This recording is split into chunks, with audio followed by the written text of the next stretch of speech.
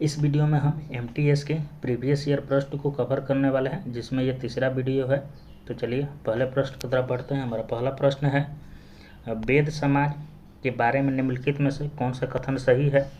तो ये पहला कथन है, इसकी स्थापना 1864 ईस्वी में मद्रास में, अब चेन्नई में हुई थी। दूसरा कथन है, इसने जाति भेद को खत्म करने और विधवा पुनर्विवाह और महिला शिक्षा को बढ़ावा देने के लिए काम किया था। तो इसमें दोनों कथन सही, ऑप्शन 4 हो जाएगा। वेद समाज के संस्थापक के बारे में बात करें तो इसके संस्थापक थे केशव चंद्र सेन। केशव चंद्र सेन वेद समाज के संस्थापक थे केशव चंद्र सेन। चलिए अगले प्रश्न की तरफ हम लोग बढ़ते हैं। दूसरा प्रश्न है, निम्नलिखित में से किसने महात्मा गांधी को महिलाओं को नमक सत्याग्रह आंदोलन में भाग लेने की अनुमति देने के लिए सहमत किया था। तो कमला देवी चट्टोपाध्याय के द्वारा सहमत किया गया था। नमक सत्याग्रह किनके द्वारा शुरू किया गया था, तो सब किसी को मालूम है, महात्मा गांधी के द्वारा शुरू किया गया था। और इसकी शुरुआत हुई थी 12 मार्च से लेकर 5 अप्रैल तक इसकी शुरुआत हुई थी। 12 मार्च से लेकर 5 अप्रैल तक ये चला था। इसकी शुरुआत कहाँ से शुरू किया गया था, ये साबरमती आश्रम से शुरू किया गया था और दांडी तक चला था। और 5 अप्रैल को नमक कानून तोड़ने के बाद 6 अप्रैल से सविनय अवज्ञा आंदोलन की शुरुआत किया गया था। प्रश्न संख्या 3 है, निम्नलिखित में से किसमें अशुद्धियों से मुक्त प्राकृतिक जल, यानी जिसको हम लोग अशुद्ध जल भी कहते हैं, का सबसे शुद्ध रूप माना जाता है। इसमें माना जाता है बारिश के जल को। बारिश का जल जो होता है सबसे शुद्ध होता है, लेकिन इसमें झरने का जल दे दिया गया है, जो बिल्कुल गलत है। और जल दिवस मनाया जाता है 22 मार्च को। जल दिवस मनाया जाता है 22 मार्च को।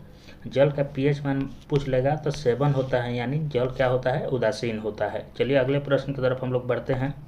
प्रश्न संख्या 4 है, ग्रामीण रोजगार सृजन कार्यक्रम डैश में शुरू किया गया था। ग्रामीण रोजगार सृजन कार्यक्रम डैश में शुरू किया गया था। तो ये शुरू किया गया था 1995 में। अगले प्रश्न की तरफ बढ़ते हैं। प्रश्न संख्या 5 है, कटेदार वनों और झाड़ियों की जलवायु परिस्थितियाँ निम्नलिखित में से किस पौधे की प्रजाति के लिए सबसे आदर्श है।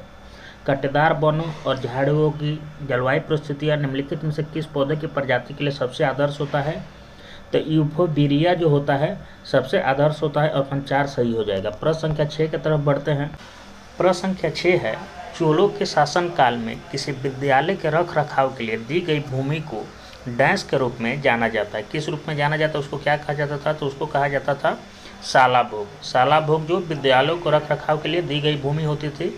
ब्रह्मदेव वह भूमि होती थी जो ब्राह्मणों को दान में दिया जाता था। बेलन पर गई वह भूमि होती थी जिस पे किसान खेती करते थे। और देवदान वह भूमि होती थी जो मंदिरों के लिए दी गई भूमि थी। और चोल वंश के संस्थापक के बारे में बात किया जाए तो चोल वंश के संस्थापक थे विजयालय। चोल वंश के संस्थापक हो गए विजयालय। अगले प्रश्न की तरफ बढ़ते हैं।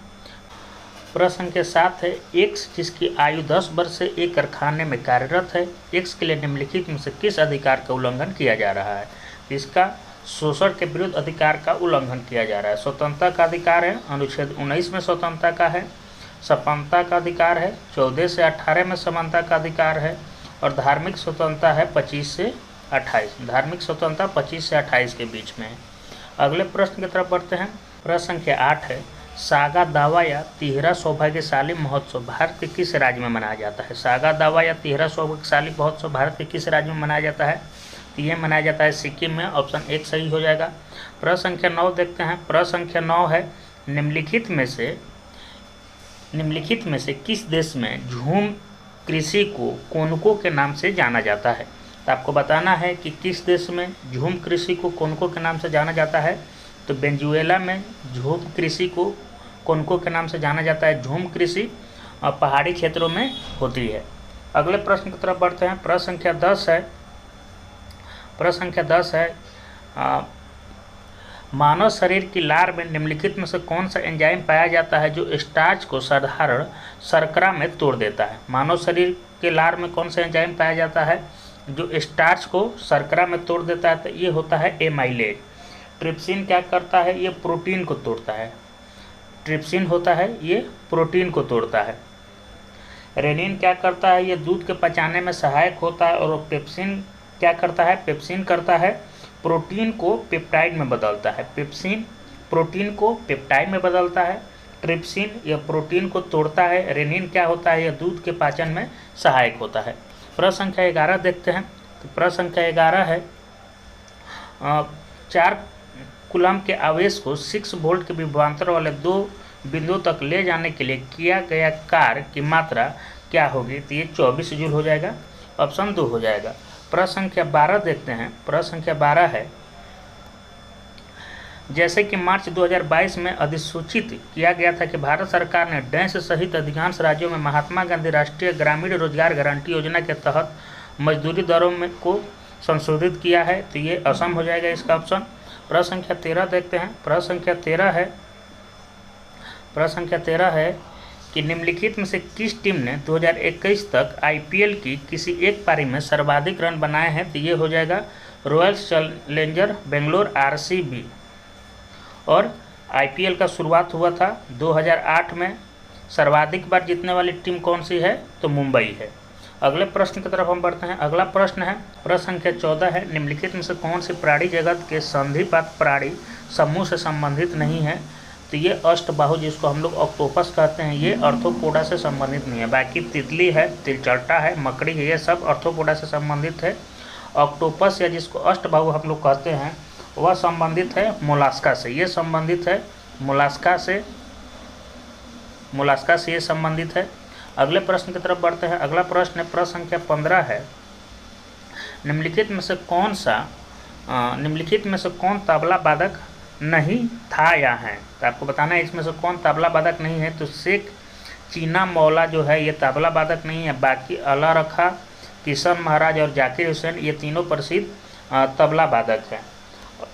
ये शेख चीना मौला जो है ये नाद स्वरम बजाते हैं। शेख चीना मौला नाद स्वरम वाद्य यंत्र को बजाते हैं।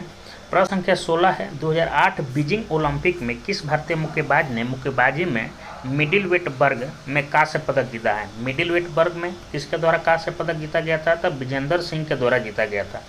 2021 का जो ओलंपिक हुआ है जिसका आयोजन 22 में किया गया है, वो आयोजन इसका किया गया था टोक्यो जापान में इसका आयोजन किया गया था।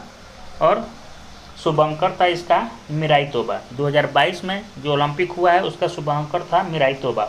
और भारत के द्वारा इसमें 7 पदक जीता गया है और भारत का रैंक था विश्व में 48वां।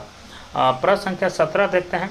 प्रश्न संख्या 17 है एक किले के बारे में निम्नलिखित कथनों पर विचार कीजिए। इसमें मूल रूप से मनकल के नाम से जाना जाता है। इसे वर्ष 1143 में एक पहाड़ी की चोटी पर बनाया गया। उपयुक्त कथनों में से किस किले के बारे में बात की जा रही है। तो ये गोलकोंडा किला हो जाएगा। प्रश्न संख्या 18 देखते हैं। प्रश्न संख्या 18 है कि देवाशीष पांडा को हाल ही में किसके प्रमुख के रूप में नियुक्त किया गया है। देवाशीष पांडा को हाल ही में किसके प्रमुख के रूप में नियुक्त किया गया है। तो IRDAI के प्रमुख के रूप में नियुक्त किया गया है। सेबी का प्रमुख पूछेगा तो सेबी की प्रमुख है माधुरी पुरी भुज। प्रश्न संख्या 19 देखते हैं। प्रश्न संख्या 19 है केंद्रीय बजट 2022-23 के अनुसार राष्ट्रीय राजमार्ग नेटवर्क के विस्तार के लिए लगभग कितनी राशियां आवंटित की गई है। तो इसके लिए किया गया था 20,000 करोड़। राष्ट्रीय राजमार्ग नेटवर्क के विस्तार के लिए 20,000 करोड़ राशि आवंटित की गई है। पूछता है कि किस राज्य में सर्वाधिक एक्सप्रेसवे है। तो ये हो जाएगा उत्तर प्रदेश। सर्वाधिक एक्सप्रेसवे है उत्तर प्रदेश। उत्तर प्रदेश में 13 एक्सप्रेसवे है। प्रश्न संख्या 20 देखते हैं। प्रश्न संख्या 20 है भारतनाट्यम किस भारतीय राज्य का शास्त्रीय नृत्य है। भारतनाट्यम किस राज्य का शास्त्रीय नृत्य है। तो ये हो जाएगा तमिलनाडु। केरल का कौन सा है, तो मोहिनीअट्टम। केरल का हो गया मोहिनीअट्टम। मणिपुर का हो गया मणिपुरी। और असम का हो गया शास्त्रीय हो जाता है असम का।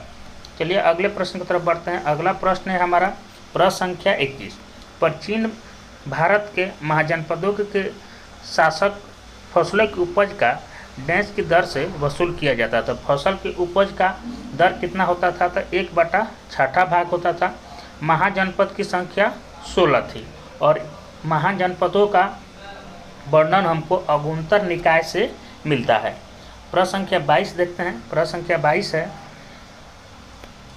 कि भारतीय संविधान के अनुसार प्रधानमंत्री की नियुक्ति डैश के द्वारा की जाती है। भारतीय संविधान के अनुसार प्रधानमंत्री की नियुक्ति किसके द्वारा की जाती है? तो ये राष्ट्रपति के द्वारा की जाती है। लोकसभा सदस्य बनने की आयु कितनी होती है? तो 25 वर्ष। राष्ट्रपति बनने के लिए 35 वर्ष और राज्यपाल भी बनने के लिए आयु होती है 35 वर्ष और राज्यसभा का सदस्य बनने के लिए आयु निर्धारित की गई है 30 वर्ष। अगले प्रश्न की तरफ बढ़ते हैं। अगला हमारा प्रश्न है प्रश्न संख्या 23 है, यामिनी कृष्णमूर्ति किस शास्त्रीय नृत्य शैली के लिए प्रसिद्ध है? यामिनी कृष्णमूर्ति किस शास्त्रीय नृत्य शैली के लिए प्रसिद्ध है? तो भारतनाट्यम और कुचिपुड़ी के लिए ये प्रसिद्ध है। प्रश्न संख्या 24 देखते हैं। प्रश्न संख्या 24 है, 2011 के जनगणना के अनुसार केरल की साक्षरता दर थी कितनी थी? तो 91 से 95 के बीच में केरल की साक्षरता दर थी। अगर बात करें कि सर्वाधिक साक्षरता वाला राज्य कौन सा है, तो सर्वाधिक साक्षरता वाला राज्य केरल है। और न्यूनतम साक्षरता वाला राज्य पूछेगा तो न्यूनतम में आ जाता है बिहार। न्यूनतम साक्षरता दर वाला बिहार और सर्वाधिक साक्षरता दर वाला केरल हो जाएगा। प्रश्न संख्या 25 देखते हैं। प्रश्न संख्या 25 है, निम्नलिखित में से कौन सा बराक ओबामा की आत्मकथा है? इसमें कौन से बराक ओबामा की आत्मकथा है? तो dreams from my father a story of race of inheritance. Dream from my father a story of race of inheritance, ये बराक ओबामा की आत्मकथा है। चलिए इस वीडियो में इतना ही, फिर मिलते हैं अगले वीडियो में। वीडियो देखने के लिए धन्यवाद।